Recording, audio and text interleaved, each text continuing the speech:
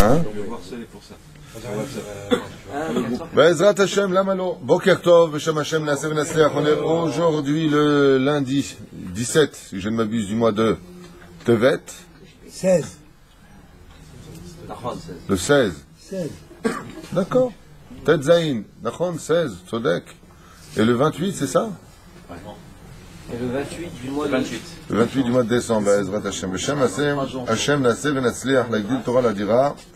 On remerciera de par cette occasion ceux qui nous soutiennent, Massim Tovim, Pezurgez, Bezrat Hashem, Stella Nabet, Linda Abekassis, Clairette, Suyed, et tous ceux que je n'ai pas cités, qui me pardonnent. On est aujourd'hui dans le roi Salomon. Une question. Une question. Arav Baruch Hayakar pose une question. Est-ce qu'on peut faire une séouda avec du pain le vendredi à midi? Je suis pas là samedi après-midi. Ah, parce qu'on a parlé Shabbat, oui. Be'ezrat Hashem, Atchouva est qu'il n'y a aucun interdit de manger du pain le vendredi à midi, si ce n'est qu'à partir de la 10e heure du lever du soleil jusqu'à 3 heures avant la Shkia. Il n'y a aucun problème de manger une séouda avec du pain le vendredi midi, même si effectivement les Mekoubalim, il y a marqué dans le Shulchan Aruch Anshe Maaseh, ceux qui étaient très très plongés dans l'étude de la Torah, jeûnaient le vendredi. Maran Ben Ishraï, le Ben Ishraï, il est cholek sur cette déa-là, et il dit qu'il n'est pas bon de jeûner le vendredi, parce que dans ce cas-là, on raterait la mitzvah de Te'imat Shabbat. Vous savez qu'il y a une mitzvah de goûter des plats de Shabbat avant l'entrée de Shabbat. Et si tu jeûnes, tu rates ce minhag, c'est un minhag très profond al Pikabala aussi. Lachen en beze shum ba'aya. Bamed varim amorim. De quoi nous parle le Shulchan Aruch? C'est celui qui fait une grande seouda le vendredi, c'est-à-dire qu'il ira manger au-delà de ce qu'il a l'habitude de manger un jour de chol. Si par exemple le lundi, mardi, jeudi, vendredi, il a l'habitude de manger, on va dire, 100 grammes de pain avec des haricots et un peu de poulet ou un peu de poisson, peu importe quelle habitude, et il veut le vendredi manger exactement la même chose, il n'y a absolument aucun problème al pi halacha de pouvoir le faire. Si c'est une seudat mitzvah, à plus forte raison, les Chachamim nous demandent de le faire avant Chatzot Hayom, parce que tout le but de ne pas manger le vendredi, c'est l'opachot velo yoter, d'arriver à... D'accord? Tout ce qui est le vendredi, Bisiata Dishmaya, c'est pour arriver avec du théavon, ça veut dire arriver avec l'envie de manger les plats de Shabbat. Donc si tu as mangé du pain un peu trop tard, tu n'auras pas faim. Et celui qui était en blanc, il est en bleu là. Be'ezrat Hashem, la reine, il faut se méfier, la prière des gens qui sont simples d'esprit, des fois, elle monte plus vite que ceux qui sont intelligents.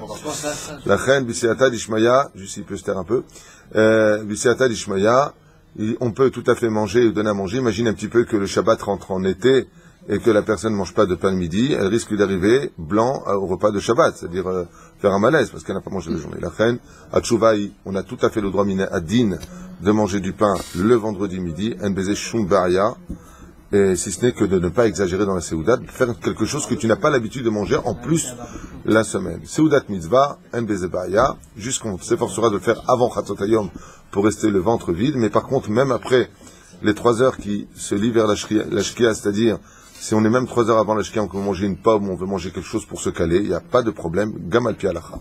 C'est là? On est dans le... Chut. Tu peux juste me demander de baisser un peu le ton là-bas. Toda Rabba.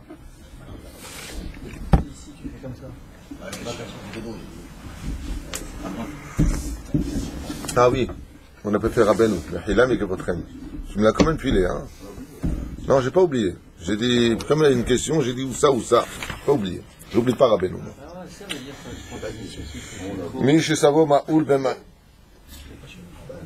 Celui dont le vin est frelaté par de l'eau, les dirigeants le traiteront injustement. Je sais pas ce que ça veut dire frelaté par de l'eau, moi. Il est mélangé avec de l'eau. Celui dont le vin est mélangé à de l'eau, alors quoi? Les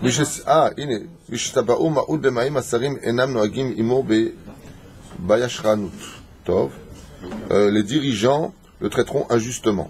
Mishen Lodan, le Kavsrut Keilu Arago, Gam aserim enam noagim imo ba yashranut. Celui qui ne juge pas son prochain, avec diligence, avec respect, finira par être jugé, sera considéré comme s'il l'avait tué, et il ne sera pas lui-même jugé du bon côté. D'où l'importance, toujours de juger du bon côté. On avait vu la dernière fois la chorma du roi Salomon, déjà jeune, du vivant de son père, avec cette... Vous vous rappelez de l'histoire? C'était quoi l'histoire? C'est l'histoire de la Rolek avec le jugement. Voilà, on avait raconté, on n'avait pas mis ce cours sur le site parce que c'était qu'une histoire, donc je voulais faire un peu plus riche comme cours.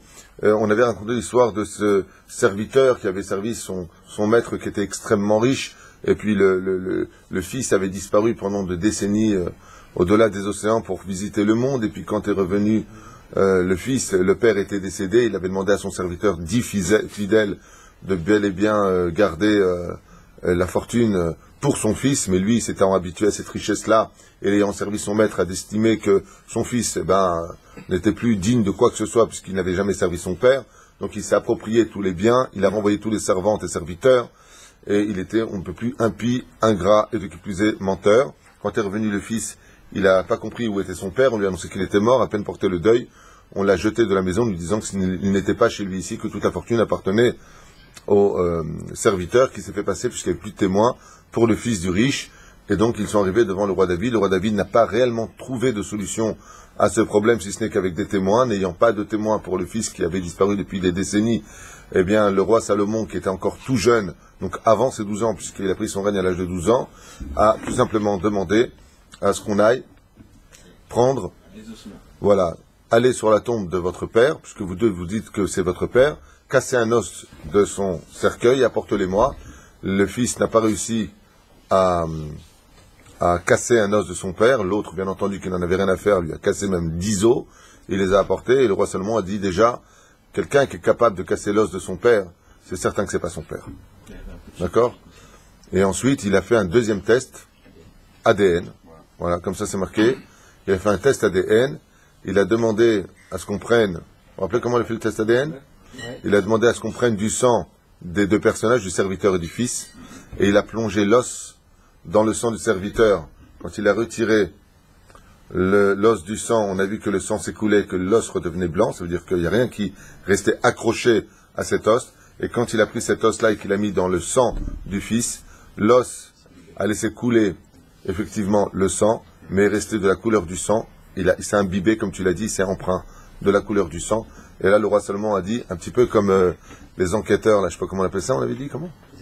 Les experts, voilà, exactement. Le roi Salomon, à l'âge de peut-être 8 ans, 10 ans, on ne sait pas quel âge il avait exactement, a montré à son père en disant, voici Kalpiteva, le sang du fils vient toujours des parents. Donc quand l'os du père, est plongé dans le sang du fils, il prend la couleur parce qu'il retrouve son origine réelle, tandis que le sang de l'autre est le sang d'un étranger. Donc on a vu que le roi Salomon était déjà expert, comme les experts, mais en plus de ça, il était rempli d'une grande sagesse, puisqu'il mettait à l'épreuve les sentiments de l'homme. Très bien, Mishpat Aish V'Anachash. On rentre dans une deuxième histoire. Mishpat Aish V'Anachash, le jugement d'un homme et d'un serpent. Je ne savais pas qu'il y avait un serpent dans l'histoire. Adam Echam Melach Basadeh Vekach Chalav Beyado. Vekach Chalav Beyado, Lefeta Nitkalan V'Anachash Gadol Ve'ayam Mitpale V'Tzoek, Madwa Mishmea Ata Kolo Ve'ilu Madua Mitnonea Ata Mimakom Mimakom Ve'encha Motze Menucha Legufecha Shal Aish Et Anachash. Bon, alors on parle un peu d'une histoire un peu bizarre d'un homme qui se promenait avec une bouteille de lait dans ses mains. Il a rencontré un serpent plutôt impressionnant. Il lui a dit, pourquoi est-ce que tu ne cesses constamment d'aller de ville en ville, de te déplacer à droite et à gauche? Mais Kevan Shetsama, Ani Almeod, il lui a répondu, parce que j'ai très soif.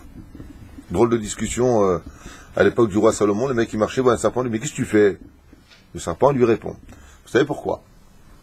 Parce qu'à cette époque-là précise, le langage des animaux était enseigné. Les gens savaient parler le langage des animaux. Aujourd'hui, tu dis ça à quelqu'un, il t'enferme dans un hôpital psychiatrique.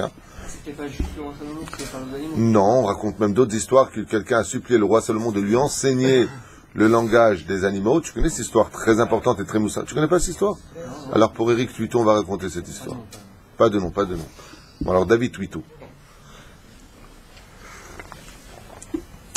Un homme qui était, Baruch Hashem, bien assis, voulait apprendre toutes les sciences, et il est parti voir le roi Salomon, et il lui a demandé de lui apprendre le langage des oiseaux. Voilà. Avant de devenir fou, il voulait parler aux oiseaux. Il a insisté, il était prêt à tout donner au roi Salomon pour apprendre le langage des oiseaux. Et le roi Salomon lui a répondu, Tamim tiou im Hashem Elokechem. Sois tam, tu n'as pas besoin d'apprendre cette science, de comprendre le langage des oiseaux. Top. À force d'insister, il lui a enseigné le langage des oiseaux. Et cet homme-là, ayant enfin appris ce que chaque oiseau pouvait raconter, alors au début sur la route, il entend les oiseaux qui louent à Kadosh Baruch Hu. Il envoie les oiseaux comme ça qui parlent et qui voit un homme qui marche en disant, te rends compte, celui-là le pauvre, et ceci et cela. C'est incroyable. Leur cuit n'est pas si anodin. Et quand il arrive devant sa maison, il voit deux corbeaux, et l'un il parle à l'autre. Et qu'est-ce qu'il dit? Te rends compte, celui-là, il va perdre ses vaches cette semaine. Waouh, super content, très heureux. Qu'est-ce qu'il fait? Il prend ses deux vaches et il va les vendre à quelqu'un d'autre. Très content, il prend de l'argent. Mais Hot Sameach, il a évité une catastrophe, elle serait morte. Qu'est-ce qu'il va faire? Comment elle devait mourir? Un coup d'éclair sur la tête des deux animaux. Boum! Il vient de sauver une grande partie de son oseille. Top, la semaine d'après, il repasse, et il voit apparaître pour la tonte des moutons que son troupeau va être attaqué par des loups, on a fait la bouse qu'il va y avoir. Même chose, il fait la tonte, il vend, il récupère son oseille, et il vend tous ses animaux. Bekitsour, pour feindre avec l'histoire, à la fin, il entend que c'est sa maison qui va être frappée d'une épidémie. Ni une ni moins, bourré d'oseille, il est très content, il dit ouais, la maison va être comme ça, c'est comme le tsunami au Japon. Il y en a, il a vendu sa maison au Japon, le tsunami, une semaine avant le tsunami. Il a vendu une grande villa comme ça à un japonais. Il était très très très content. C'est l'autre qui était noyé dans les larmes, le pauvre. C'est l'air Zéperouche à là-bas. Qu'est-ce qu'il fait? Il a vendu sa maison. Il a acheté une très très belle maison, pas loin, encore mieux installée, encore plus riche. Il a dit, attends, je vais me refaire. Et ces deux corbeaux-là, ils l'ont pas lâché. Ekel et Jekyll.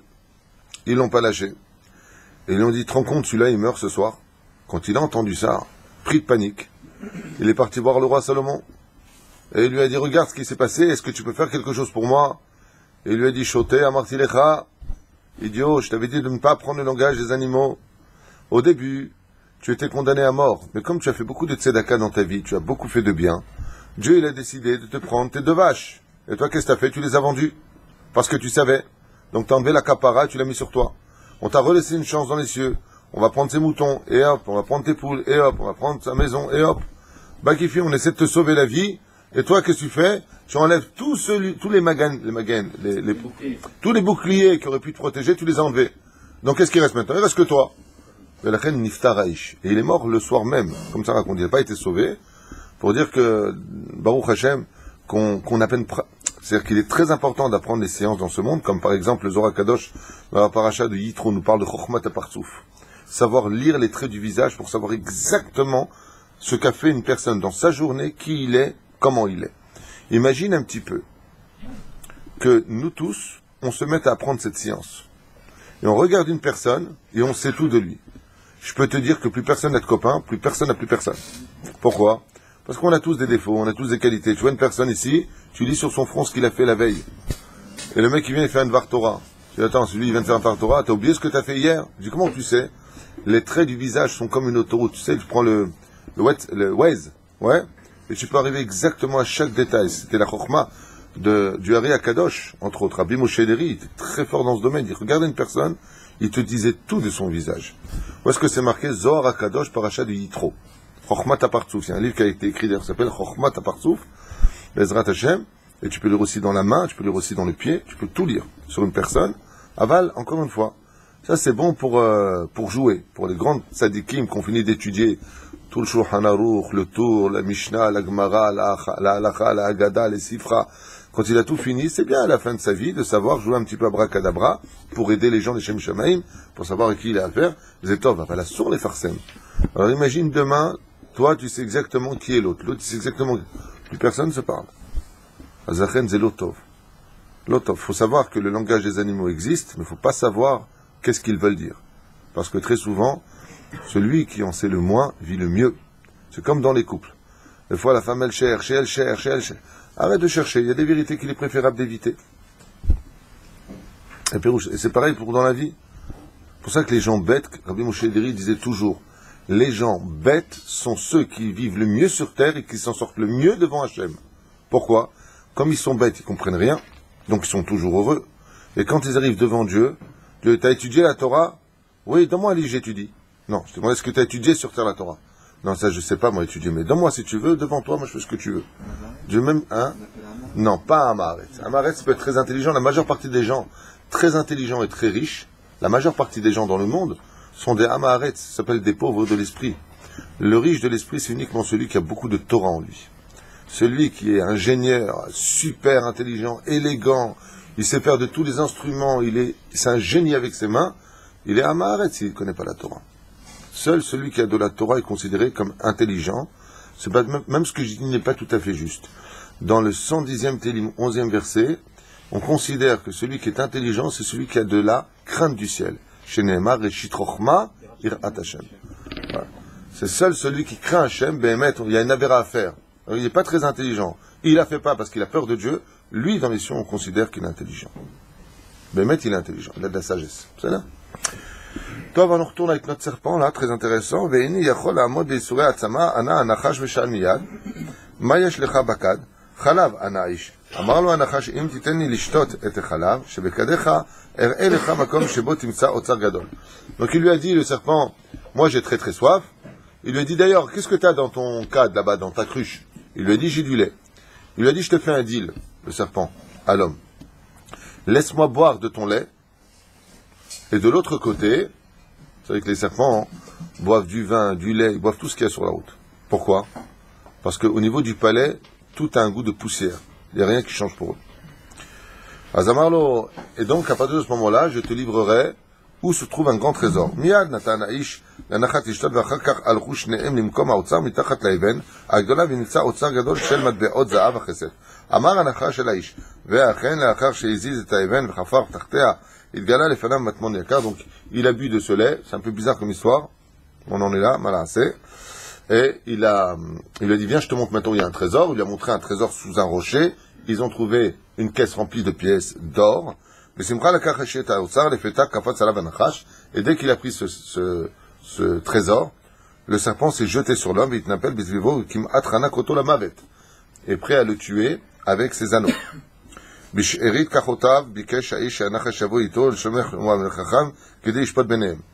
qu'est-ce qu'il a fait l'homme?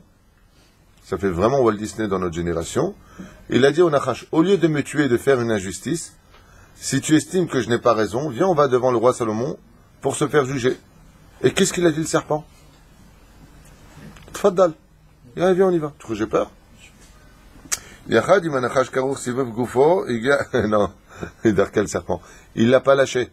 Il était toujours autour de son cou et il est venu jusqu'au roi Salomon avec le serpent autour de son corps.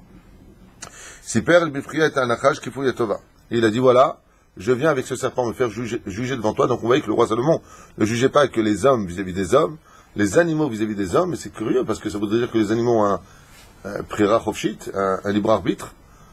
מעניין.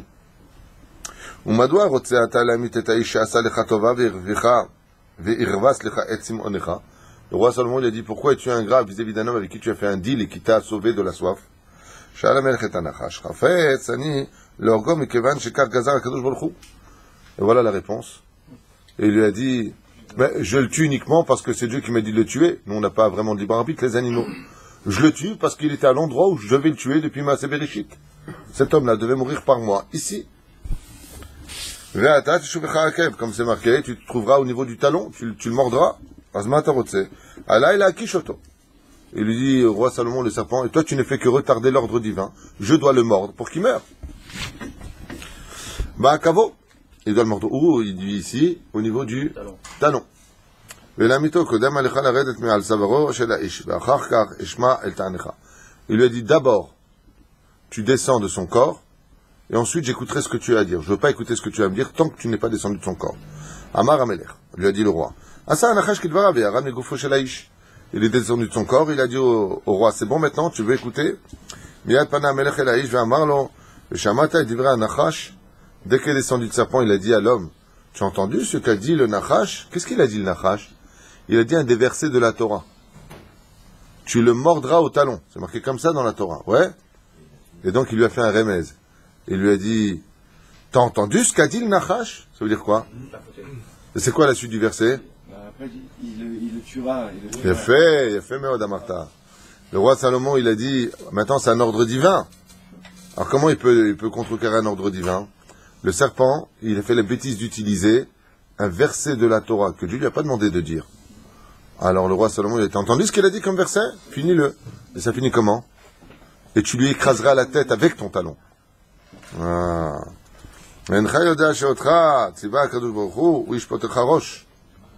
אומנם לא מותר להקיש את עקבך בתחילתך להקדים ולרוצת את ראשו, כי שמוע האיש את פסק דינו של המלך, היכה את הנחש של ראשו ומכה חזקה והרגו.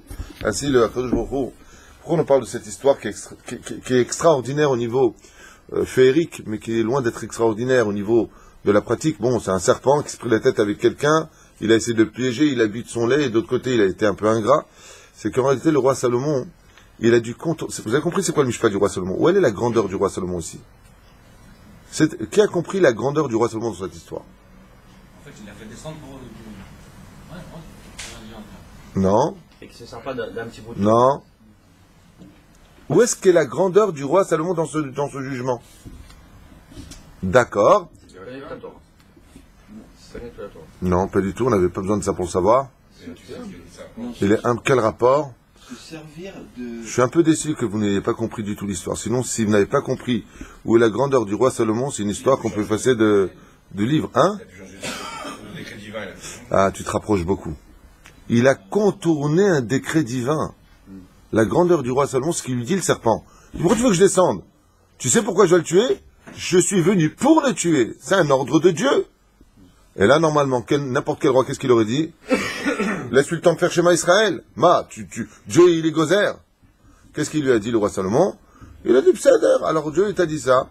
Justement, tu as commis une erreur, toi, le serpent. Je vais me servir maintenant de ton erreur pour contourner le décret divin. C'est Agdoula chez Shlomo HaMelech alav shalom. C'est ça, c'est la grandeur. C'est qu'il lui a dit, ah, tu lui montreras au talon. Mais comment ça commence? D'abord, il chauffait-nous roche. D'abord, tu lui marcheras sur la tête. Il dit, alors vas-y, toi, accomplis aussi le verset. C'est pas que j'ai contredit Dieu, mais c'est comme tu as dit un verset, et que tu as cité le nom de Dieu. Tu as sorti un des versets de la Torah que Dieu nous a donné, alors finis le verset. De là, il a compris qu'Akadosh Baruch Hu avait, dans son décret, déclaré que celui qui trouverait une faille pourrait contrecarrer son ordre. Et c'est là qu'est la grandeur du roi Salomon. Contourner c'est pas contourner, c'est au contraire. Pas contourner. Et pour contourner, il est... Pas contourner, qu'est-ce que je vous dis? Dieu a dit tue-le, lui, le mec, il arrive à... C'est contourner l'ordre divin. Kipshuto. C'est là qu'est la grandeur du roi Salomon. ואחד המושבה המלך שלמה אל כיסא מלכותו, באו אליו שתי נשים למשפט, ותאמר האחת, האישה הזאת, קרוב בבית הזה, שנינו ילדו. Oula. Oula la la. Ouais. Le fameux mishpat du roi Salomon. On arrive enfin à cette histoire. Ouais, de là, il y a une halakha d'ailleurs qui va sortir de cette histoire. Les deux femmes. Les deux femmes qui arrivent devant le roi Salomon. Bon, on y connaît que ça, la Omek. כשבית המלך שלמה על כיסא מלכותו באו אליו שתי נשים למשפט. Sont arrivées deux femmes en furie dans le royaume du roi Salomon. ותאמר האחת, אני והאישה הזאת גרות בבית אחד. Moi et cette femme vivons dans la même maison. שנינו ילדנו ביום אחד בנים. Nous avons, nous deux, eu chacun, le même soir, un enfant. Nous avons accouché d'un enfant. Balayla met ben Aisha. Chez les Yadi, ou chez Raata, Shani Yeshena. Lakra et beni asher yashan et tzidi sama, les Yadi et bena amet. Et l'une dit, alors, regardez bien les mots employés, parce que quand on veut juger une personne, il faut faire attention à ce qu'il dit, car dans la phrase formulée se trouve déjà la réponse. Regardez bien ce que dit la première femme. Balayla met ben Aisha. Et cette nuit-là est mort le fils de cette femme. Et alors que je dormais, elle est venue me prendre mon fils. Ouais. Donc elle est venue me prendre mon fils et me donner le sien. C'est là. C'est dur ça. Mais la crainte bénie, Asher Yashan et Tzidi Vesama Liadi et Ben Amet. Elle m'a donné son fils qui était mort, et elle m'a pris mon fils qui était vivant. Baboker Shiktati Mishnati Raiti Shelo Yalti Bizrotai. Et j'ai vu que l'enfant n'était plus à sa place dans mes bras. Hayeled Amet Shela Munach Liadi. Et son enfant qui était mort était dans mes mains. Ve'atam sa revet I lahzir li et beni. Elle refuse de me rendre mon enfant qui est vivant. L'autre femme à côté, avant même qu'elle n'ait fini sa phrase, s'est mise à hurler. C'est faux et archi faux. Sheker ad doveret, tu mens, ta bouche dit des mensonges. Beni uchai, ubnech met. Mon fils, c'est le vivant, c'est le tien qui est mort. Shte anashim et anot ayu beda'atan. Elles avaient l'air sincères quand elles parlaient toutes les deux. Kol achat me'em ta'ana shebna chai uben acheret met ve'chol achat me'en ratzta ba'yeled achai. Il y a deux femmes qui ont accouché le même soir, un vivant, un mort. Les deux disent que le vivant est le leur et que le maître est celui de l'autre. Il n'y a pas de témoin, il n'y a personne. Il leur a dit que j'ai entendu ce que vous aviez à dire, maintenant taisez-vous. Et qu'est-ce qu'il va dire? Dieu, il savait très bien que vous alliez venir tôt ou tard me voir. Donc la solution, on l'a, ne vous inquiétez pas.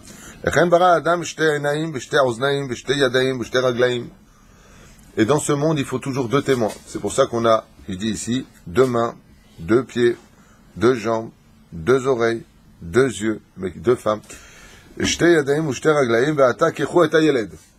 dit dans ce cas-là, prenez cet enfant.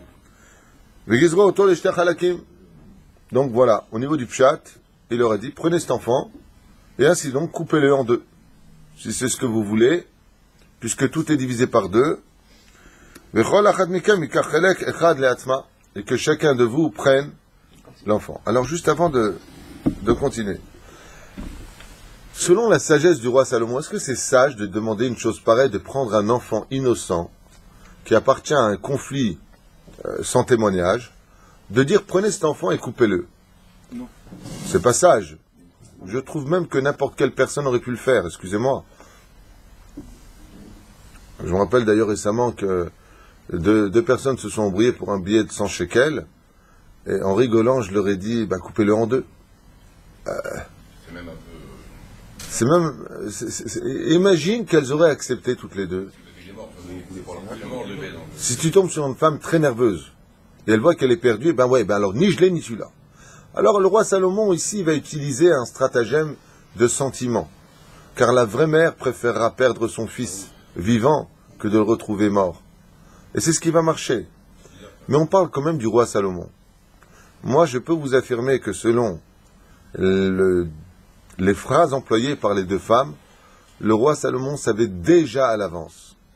Déjà à l'avance. Alors pourquoi il a réagi ainsi? Pour les femmes elles-mêmes, pour qu'elles se rendent compte de leurs erreurs. D'accord? Donc il va les piéger. Couper l'enfant en deux, l'autre va dire très bien, d'accord. Jalouse. L'autre,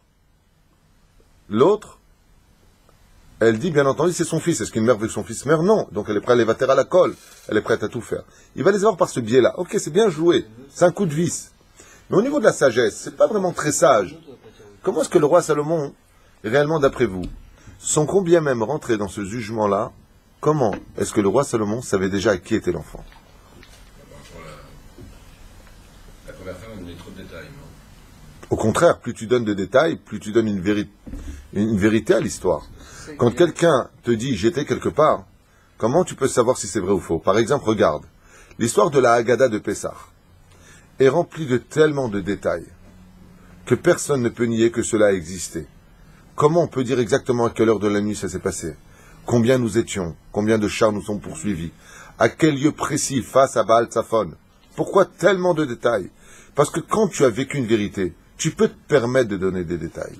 Mais quand tu vis des mensonges, tu ne donnes que des grandes généralités qui viennent de l'imagination. Donc plus elle donne de détails, et plus elle dit des vérités selon toi. T'es viré. Parce que c'est celle qui a amené... Voir le bébé, c'est comment que... Hein? Comment qu'elle a pu savoir? Vous savez comment est mort le bébé? Parce qu'elle était sur le côté, elle a étouffé. De là, on apprend, exactement, les Chachamim disent exactement, c'est une halakha, qu'on n'a pas le droit d'allaiter son enfant allongé de cette histoire-là, car cette femme qui a tué son enfant l'a allaité sur le côté et son sein a étouffé l'enfant. D'accord? C'est la madnou. Aval, quel sein? Celui de la femme de droite ou de celui de la femme de gauche? De quelle femme on parle? C'est là. On n'a pas résolu le problème. C'est la femme qui a eu l'enfant elle-même. C'est son enfant à elle qui est mort. Ça, tu nous as rien appris en disant ça. Qu'est-ce que tu dis, Moshe Ayaka? Elle m'a pris, donc c'est qu'elle était réveillée. Toi, tu aurais été le roi Salomon avant de dire couper l'enfant en deux. Comment tu aurais, avec sagesse, compris qu'il y en a une qui ment et une qui dit une vérité? C'est flagrant. Elle a dit, je dormais. Et l'autre aussi, elle dormait. La preuve en est, puisqu'il y en a une qui a pris l'enfant de l'autre. Non, t'es viré, toi aussi. Mais non, mais les deux dormaient. Je dormais, bah oui, elle dormait. Même celle qui ment dit qu'elle dormait ou ne dit pas qu'elle dormait. On a un langage, justement, t'as dit quelque chose d'intelligent. Elle donne beaucoup de détails. D'accord? Donc, comment on peut savoir des deux dans leur façon d'être? Le roi Salomon enseigne que selon le langage, tu peux savoir qui dit les vérités. Selon la démarche. Il y a déjà une des deux qui a perdu un enfant. Sans blague. Tu viens de découvrir dans l'histoire qu'il y en a une des deux qui a perdu un enfant.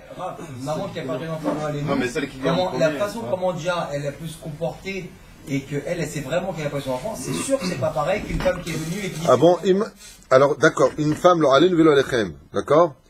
Elle est à côté, elle perd son fils, celle d'à côté a son enfant qui est vivant, elle se réveille, elle a son fils qui est mort. Elle dit, oh, qu'est-ce que tu m'as fait, toi? Pourquoi tu m'as pris mon fils? C'est pas le mien, je reconnais pas.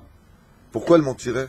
Non, mais celle qui est propriétaire c'est de la vraie mère, elle est sûre d'elle, elle n'a pas besoin d'aller chez lui. Ah bah elle est vachement sûre d'elle, la première et la deuxième. Hein. Elle va pas aller. Ce que je veux dire, c'est qu'elle n'a pas besoin de... Elle n'a pas tout donné. Elle n'a pas tout donné, non, elle n'a pas fini de donner le sein, le petit il avait encore faim. Attends. Mais il y a de quoi hurler quand on veut te prendre ton fils, non? Celle qui a perdu l'enfant. Mais celle qui a perdu l'enfant, tu sais c'est laquelle, toi? La façon qu'elle a parlé. Une personne qui a perdu son enfant. Oui. L'autre, plutôt, elle sait que c'est pas elle, d'accord? Donc toi, tu es en train de dire qu'une femme qui est en train de dormir, qui est persuadée que son enfant était vivant, ok, et qu'on lui a pris, elle n'a pas le droit de parler? Non, justement, tout le contraire. Elle, justement, celle qui sait... Vous avez entendu les deux cas. Qui est celle qui ment d'après vous? La première ou la deuxième femme dans l'histoire? La première, vous dites tous que c'est la première. D'où vous savez que c'est elle? Parce qu'elle a accepté qu'on le coupe. Voilà. Puis aussi, il dit, mais non, c'est elle qui donne le plus de détails. Eh ben, vous êtes vachement loin du niveau du roi Salomon. Hein. Au niveau des paroles, on doit éviter un mensonge dans les paroles. C'est la question que je pose. Où est-ce qu'il y a les mensonges? Voilà. Rabbi Haïm il a donné la réponse. Ça fait plaisir. Voilà, il est sorti de sa grotte. Hein, Rabbi Haïm, il a dit, je laissais d'abord déblatérer des bêtises, après je donnais la réponse. Maintenant, revenons dans les termes employés. Apprenez du roi Salomon comment comprendre une histoire, et ainsi donc, je m'en sers aussi dans le consulting, quand vous avez des gens qui viennent vous voir, ou des conflits d'enfants, écoutez bien les mots employés. Ce que je vous dis, c'est pas de moi non plus, hein, c'est les Chachamim qui expliquent le roi Salomon. Regardez bien comment s'y prend la menteuse.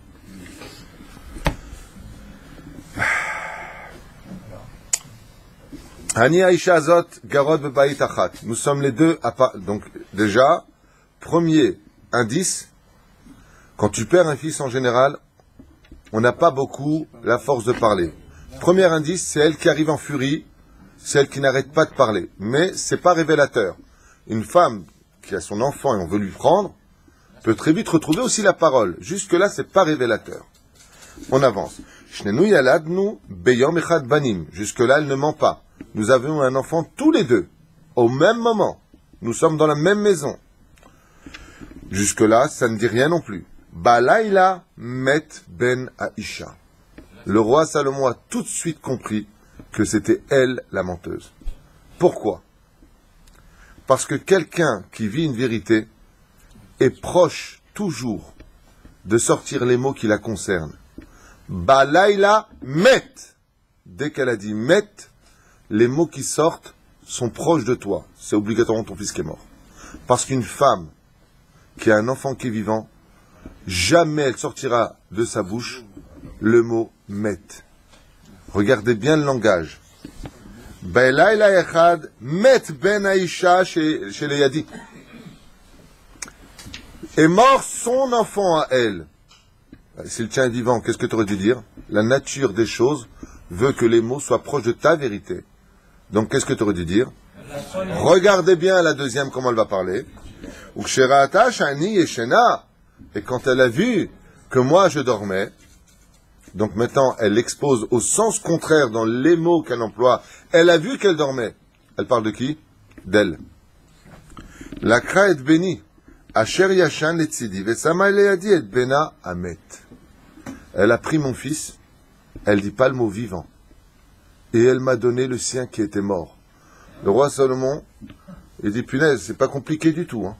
C'est pas compliqué du tout. C'est battoir que le tien est mort. Pourquoi? Parce qu'en disant ce que tu dis, tu ne fais parler que de ta douleur. Le tien est mort, mort, mort. Tandis que l'autre, regardez bien. Encore une fois, et j'ai vu que l'enfant mort, Sheila, qui était chez elle, Mounach Leyadi.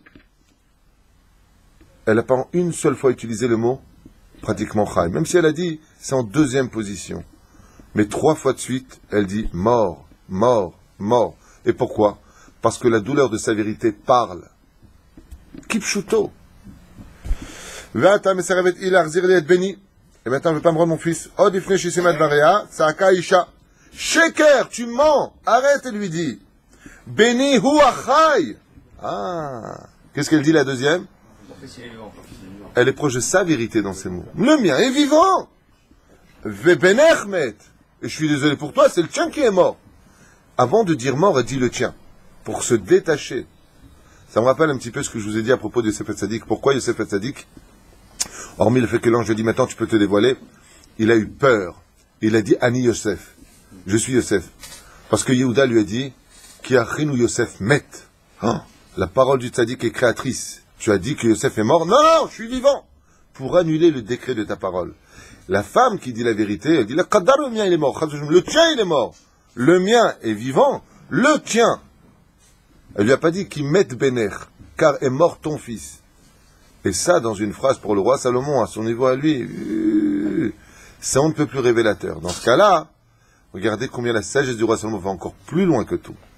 Dans ce cas-là, pourquoi, avec ces indices-là, n'a-t-il pas tranché l'histoire? Parce que la Torah nous a ordonné, Al-Shtaim, Oshlosha Edim Yakum Davar. Même si tu as des conclusions qui sont formelles, tu n'as pas le droit de Albin Atecha Al-Tishaen, tu n'as pas le droit de te fier à ton intelligence. La justice divine se trouve toujours basée sur le regard de 2 témoins, jusqu'à 3 témoins, pour pouvoir faire un psa qui soit tzedek. Tzedek? Zeperush Adavar. Aval, sachez que la chokma du roi Salomon était claire. Et avec cet argument-là, le roi Salomon nous apprend aussi à analyser la parole, la façon de dire les choses. Comment tu apprends que quelqu'un est un menteur professionnel? Tout simplement. Quelqu'un, s'il vient vous voir, sur la Torah je te rembourse, sur la Torah on va faire une affaire de folie, qui jure constamment, vous allez même vous rendre compte qu'à la fin, il va te dire, je te promets que cette fois je te dis la vérité. Tout seul, comme un idiot. Je te promets là, je te mens pas. Là, je ne te mens pas. Qu'est-ce qu'il vient de dire quand tu dis là, je ne te mens pas? Que tout ce qu'il a dit avant, c'est du mensonge. Tous les gens qui jurent, fuyez-les comme des la peste. C'est avec quelqu'un qui vous jure sur la Torah, sur la Torah, sur la Torah, vous pouvez être certain que c'est la réincarnation de Pinocchio, le mec. המלך שמע את צעקותיהם השקיט אותם ואמר להם עבדי המלך נטעו ונזדמו לשמע דברי המלך האם כך שופטך המלך חכם אמרו בליבו די לא מצא אחד מצבאי להרוג גם את השני. Les gens qui étaient à côté étaient outrés. Pourquoi? Parce qu'ils disaient, les gens qui étaient à côté étaient outrés. Il dit quoi? Déjà qu'il y a un enfant qui est mort, et lui dit de couper le deuxième en 2. אולם את דברי המלך אין להשאיר כשעמדו לחתוך את הילד כסחה וצעקה בקול נפטר אל נא de grâce a crié la vraie mère Al ta'arog et ayeled vatevaterani. Je suis prêt à me séparer de cet enfant rien que pour le savoir vivant et qu'il grandisse que de le voir mort chas v'shalom tenali et ayeled achai verak al targou. Et qu'est-ce qu'elle dit? Donnez cet enfant vivant mais ne le tuez surtout pas. Leomata tzaka shnia. Et l'autre, qu'est-ce qu'elle a crié? Al tishma'ula, gozru gam et ayeled azeh. Et l'autre, qu'est-ce qu'elle a dit? Ne l'écoutez pas, vous pouvez couper l'enfant en deux.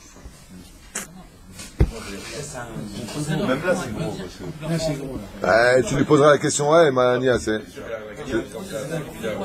Mais si, vous n'avez rien compris, mon Dieu. Mon Dieu.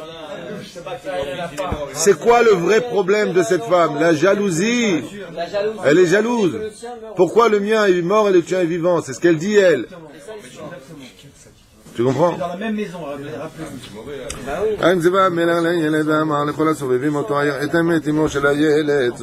אשר חמה עליו ולא רצה שימות גם אם נגזר עליה לא יהיה אותו לעולם אשר אחרת אין זה בינה לא היה אכפת ימות אין עלון לתאר עמו אמיתי פסק לכולם שמר ועושים להריץ את המלך בחכם. C'est ce qu'il a dit. Allô. Je vous vois tous en train, vous vous prenez pour le roi Salomon, quoi. אשרייך השמואל המלך החכם אשר אין שני הגיע על קצה התבל במקום המוני האנשים לראות את שלמה המלך ולקבוע כוח וכולי וכולי.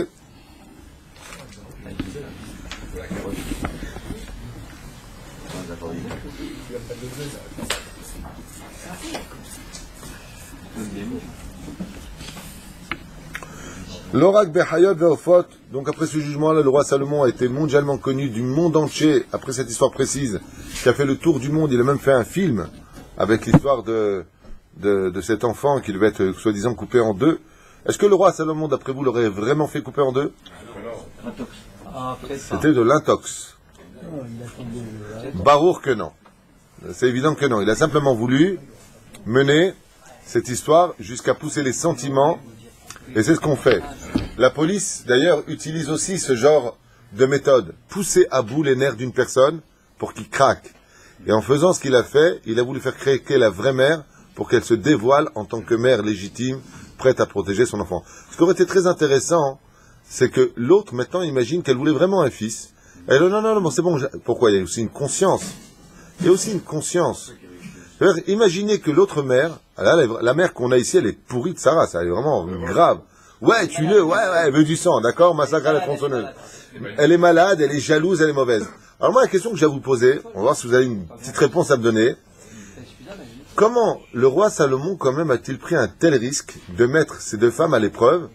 Parce que je pense que dans cette génération aujourd'hui, imaginons que Chas V'Shalom à Ashdod, on connaît plus ou moins la population ici, une telle chose arrive, on arrive devant un tribunal et on est à l'époque des rois et on pourrait trancher réellement cet enfant en deux parce que le roi l'aurait ordonné. Est-ce que vous imaginez la mère d'à côté, deux juives, la mère d'à côté dire impossible. Alors pourquoi il a pris ce risque-là? Comme le roi Salomon, il n'est pas idiot. Il a senti cette jalousie. Tu as presque donné la réponse pour moi. Comment il aurait réagi si la deuxième femme elle aurait dit non, ne le tuez pas non plus? C'est la même réponse. Là, tu viens d'arriver à ma question. Ah,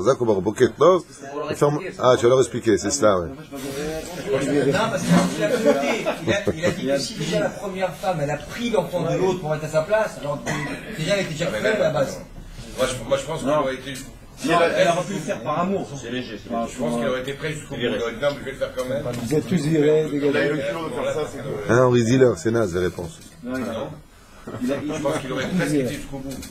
Au bout de quoi? Il aurait forcé la chose. Mais imagine maintenant que l'autre mère, dans ce jugement, elle dise non, la Kada, vous savez quoi? Chas V'Shalom, qu'elle prenne l'enfant, c'est bon. Je veux pas qu'il meure. Peut-être qu'elle a un cœur, elle dit le pauvre, l'enfant il est innocent dans l'histoire. Comment le roi Salomon aurait pu régler cette histoire? Comment il a pris un tel risque? La question que je vous pose, c'est comment c'est monté? Elle a dit au début, on vit dans la même maison. On vit dans la même maison. L'autre, le roi avoué, de toute façon. Hein? Ça veut dire qu'il partage tout. Même si la deuxième elle avait dit la même chose que la première, Ouais, c'était c'est la première qui a parlé, ça devait être La réponse, Elle non. était capable de voler l'enfant de l'autre. J'adore vos réponses, elles sont tout simplement nazes, mais non mais vraiment nazes en plus, c'est même pas réfléchir ce que vous dites. Réfléchissez bien avant de répondre. Allez, Elle est capable de voler l'enfant de l'autre, c'est qu'elle est capable de tout. Attends, t'es en train de dire que celui qui n'a pas de conscience, il n'a pas de conscience jusqu'au bout. T'as jamais vu des gens s'arrêter en plein milieu et dire je fais n'importe quoi? On parle ici de deux juives. Elle était malade. Elle était malade, donc Donc elle aurait dit jusqu'au bout. Elle était folle. Donc pas conscient. Donc pas conscient. il y a un deuxième degré de sagesse qui s'installe ici. C'est la psychanalyse des gens. Le roi Salomon ici, il adapte des situations certaines au comportement humain. ayant vu sa détermination et ses yeux remplis de haine et de jalousie, c'était évident qu'il le fasse. Et souvent, même dans l'éducation, tu l'as dit, mais pas comme ça. Ah, excuse-moi, mais dites-lui. Ah ouais, il sera On est pas mal, on est pas mal. C'est pas beau. Il ment, hein. Ouais, Skin. il y a juste le titre, tu t'es vu le livre. Pas beau. Voilà. C'est qu'en réalité, il y a une sagesse qui est très importante. C'est qu'il faut savoir faire les choses avec les gens quand on les connaît bien. Et le roi Salomon, quand il voyait une personne, tout à l'heure je vous ai parlé de Chokhmat Apartouf. Quand il a vu cette femme venir, sur son visage, le roi Salomon, il savait exactement déjà qui était le menteur ou pas. Pourquoi? Il sait très bien lire, il sait parler avec, on va voir, les animaux, les poissons, il parle avec tout le monde. Pas parce qu'il est taré, hein. Hazve Shalom. Hein? Moi je connaissais un enfant, il parlait avec les plantes. Très bien depuis. Oui. Mon fils. Quand il était petit, mon fils, il parlait avec les plantes. Et Baruch Hashem, elles vont très bien. Les plantes, hein. Résultat, il faut savoir faire très attention quand tu mets une épreuve, d'être certain que la personne, et vu l'état mental et de déchéance morale de cette femme de mauvaise fréquentation, il était évident qu'elle aille jusqu'au bout dans sa médiocrité, voire sa haine, voire sa jalousie. Il a déterminé en elle une jalousie, donc il a pris le risque. Mais s'il était tombé sur deux femmes élégantes, sages et posées, le roi Salomon n'aurait certainement pas pris un tel risque. Et c'est pour cela que quand on est marié, quand on a des enfants, quand on vit des situations différentes les uns des autres, tu sais que ta femme elle est nerveuse. Tu sais que ton mari il n'aime pas que telle et telle chose soit faite. Le roi Salomon nous apprend ici quelque chose qui va au-delà de la sagesse, la psychanalyse des gens. Apprends à connaître les choses. Tu sais très bien qu'en faisant ça, ça va provoquer ça. Le roi Salomon utilise cet effet extraordinaire, cette sagesse extraordinaire, sachant comment la personne va réagir. Alors là, il la met à l'épreuve pour faire justice. Mais à des moments où nous, à notre niveau, à nous, il est certes évident que on se doit, chas v'shalom, d'analyser les choses, de ne pas les mettre à l'épreuve. Tu sais que quelqu'un a des gros problèmes financiers, qu'il a essayé déjà de mentir au téléphone. Laisse pas de l'argent entre les mains. Fais pas des choses comme ça. Récemment, quelqu'un, qu'est-ce qu'il fait? Il sait qu'une personne est assoiffée d'oseille. Il lui a demandé, est-ce que tu peux me garder mon oseille? Ouais. Aujourd'hui, cette personne ne veut pas lui rendre l'oseille. Et il s'étonne. Chut, messieurs. Et il s'étonne que l'autre est un voleur. Mais comment tu peux laisser ton argent dans les mains de quelqu'un qui est assoiffé d'argent? Tarchov, c'est ça la chokhma du roi Salomon, au premier degré, ensuite au deuxième degré. Pourquoi c'est important de le retenir? Parce qu'on n'est pas en train d'étudier l'histoire d'un homme préhistorique. On est en train d'étudier notre histoire. Le roi Salomon a pris un risque énorme en faisant ce qu'il a fait, il faut en être conscient. La seule différence, c'est qu'il a d'abord analysé à qui il avait affaire. Kol Tov.